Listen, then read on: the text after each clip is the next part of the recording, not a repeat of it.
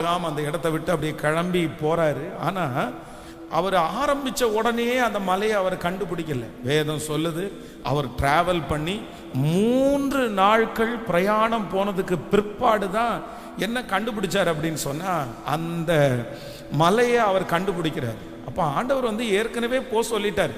அந்த மலையை பார்க்கறதுக்கு முன்னாடி, பலி செலுத்துகிற இடம் எங்க இருக்குன்னு கண்டுபிடிக்கிறதுக்கு முன்னாடி வீட்டை விட்டு கிளம்பி 3 நாட்கள். நீங்கள் ஆதியாகமம் 22ஆம் அதிகாரத்தினுடைய 4வது வசனத்துல வாசிக்கும் போது வேதம் சொல்லுகிறது, 3ஆம் நாளில் ஆபிரகாம் தன் கண்களை ஏறெடுத்து பார்த்து தூரத்தில் அந்த இடத்தை கண்டான்.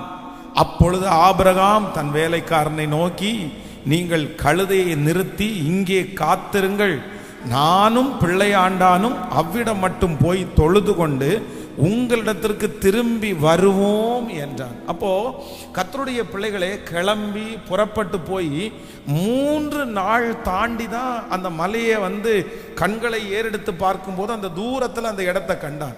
3 டேஸ். அப்போ சில நேரங்களில் ஆண்டவர் நம்மை புறப்பட பண்ணும்போது நம்ம கண்டுபிடிக்க முடியாது. நம்ம எங்கே கொண்டு போறாருன்னு கண்டுபிடிக்க முடியாது. ஆரம்பத்திலேயே ஆண்டவர் நமக்கு கொடுக்க போகிறத கர்த்தர் காண்பிக்க மாட்டார். ஆனால் ஆண்டவருடைய பிள்ளைகள் என்ன பண்ணணும்னா விசுவாசத்தோட புறப்படணும், விசுவாசத்தோட காலடி எடுத்து வைக்கணும். அப்படின்னா ஆண்டவருடைய அற்புதங்கள் உடனே, அப்படின்னா ஜெபிச்ச உடனே ஃபர்ஸ்ட் டேவே அப்படி இல்லை. சில காரியத்தை ஆண்டவர் எப்படி நமக்கு தருகிறவர் அப்படின்னு சொன்னா, கண்டிப்பாக ஆபிரகாமுக்கு 3ஆம் நாளிலே அந்த இடத்தை கண்டது போல நம்மையும் ஆண்டவர் இந்த ஜெபம் முடிகிறதற்குள்ளேயே அந்த அற்புதத்தை நிச்சயமாய் கர்த்தர் காண பண்ணுவார். ஆனா நம்ம சோர்ந்து போயிடவே கூடாது, நம்ம மனம் தளரக்கூடாது.